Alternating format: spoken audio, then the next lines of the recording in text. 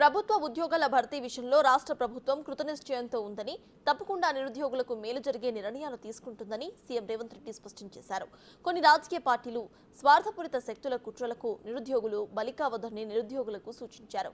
పరీక్షలు జరుగుతున్న సమయంలో ఇష్టం వచ్చినట్లుగా నిబంధనలు మారిస్తే చట్టపరమైన సమస్యలు తలెత్తే అవకాశాలు ఉన్నాయని అన్నారు.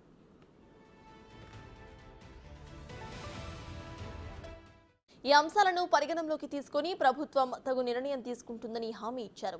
గత ప్రభుత్వంలో తప్పు నిర్ణయాలు తీసుకుంటే నిరుద్యోగులకు న్యాయం జరగకపోగా ఇప్పుడున్న నోటిఫికేషన్స్ కూడా రద్దయ్యే ప్రమాదం ఉందని అన్నారు. నిరుద్యోగుల ఆందోళన దృష్ట్యా పలువురు నాయకులు, విద్యార్థి సంఘాల నేతలు అధికారులతో సీఎం సమావేశాన్ని నిర్వహించారు.